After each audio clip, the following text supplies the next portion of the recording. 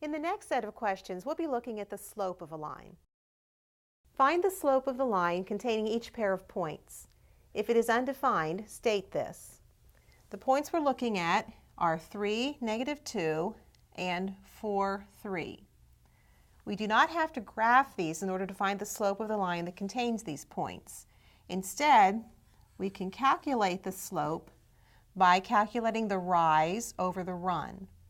The rise will be the difference in the y values, 3 minus -2. And the run will be the difference in the x values, 4 minus 3. In the numerator, 3 minus -2 is the same as 3 plus 2, which is 5. And in the denominator, 4 minus 3 is 1. Well, since 5 divided by 1 is 5, we can say that the slope m equals 5.